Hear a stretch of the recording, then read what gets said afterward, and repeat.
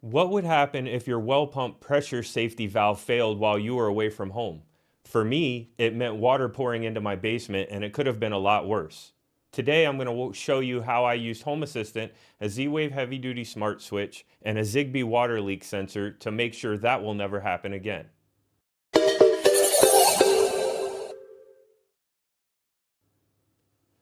Sometime last year, the pressure switch on my well pump failed. When that happened, the safety relief valve, the device that is designed to protect your toilets and faucets from overpressure, ruptured. Thankfully, I work from home, I heard it, I sprinted to the basement, and I found water pouring out of the well pump inlet pipe where it connects to the pressure tank. I killed the breaker to the well pump and I called a plumber.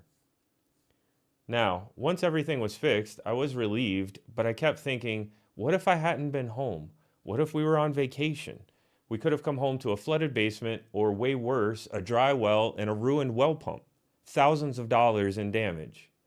So I decided I wasn't going to leave this to chance. I wanted a system I could detect a leak and shut down the well pump automatically without human intervention. After some research, here's what I came up with. There are really only two pieces to this puzzle, and that's what I love about it. It's simple, it's reliable, and anyone running Home Assistant can set this up. First, I needed a way to remotely control the power to the well pump. Now, a well pump isn't like a desk lamp. We're talking about a 240 volt circuit pulling serious amperage. You can't just slap any smart plug on that. That's where the AOTech heavy duty smart switch comes in. This thing is rated for 40 amps, which is more than enough for a residential well pump. It uses Z-Wave, so if you're already running a Z-Wave network in Home Assistant, and if you're watching this channel, you probably are, adding it is painless. A nice bonus is that it also does energy monitoring, so you can track how much power your well pump is drawing. That data can actually tip you off to problems before they become emergencies, but that's a topic for another video. The second piece is a water leak sensor, and I went with the ones from Third Reality. These are Zigbee based, they're small, they're cheap, they're usually around 20 bucks, and they just work. You place it on the floor near the pressure tank where water would collect first if something goes wrong. When those contact points on the bottom detect moisture, it fires off a signal to Home Assistant instantly. Between these two devices, we've got everything we need, a way to detect the problem and a way to respond to it. Now, let me show you how it's all wired up. Disclaimer, I am not an electrician. If you are not comfortable working with high voltage wiring, please hire a professional. Safety first, always kill the breaker and verify there's no power before touching any wires. All right, with that out of the way, the AOTech switch installs in line between your breaker panel and the well pump. You're essentially wiring it in so that all power to the pump flows through the switch. Once it's physically installed, you need to add it to your Z-Wave network. In Home Assistant, go to Settings, Devices and Services, find your Z-Wave integration, hit Add Device, put the AOTech switch in pairing mode, and it should show up within a few seconds. Once it's paired, you'll see it as a switch entity in Home Assistant, and you can toggle it on and off right from the dashboard, and boom, just like that, you have remote control of your well pump.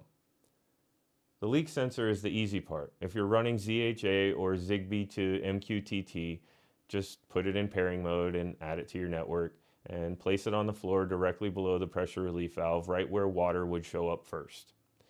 I actually recommend putting a second sensor nearby if you have a spare. Redundancy never hurts when you're protecting against water damage. Here's where the magic happens, the automation. Let's look at the automation in Home Assistant. I'll walk you through it in the UI. Our trigger is simple. When the water leak sensor changes its state to wet, it reports it, and that kicks off the automation. When the trigger fires, we want a couple of things to happen. First, we want to kill the well pump. Obviously, this is the critical one. We turn off the AOTech switch, which immediately cuts power to the pump. No more water pressure, no more water flowing. The second action is to send a notification. You want to know that this happened, right? I send a critical notification to my phone through the Home Assistant companion app. I mark it as critical so it breaks through Do Not Disturb, because if my well pump just got shut down, I need to know about it. So the flow looks like this. Leak detected, pump off, phone notified. The whole thing fires in under a second. By the time the water hits the sensor, the pump is already shutting down.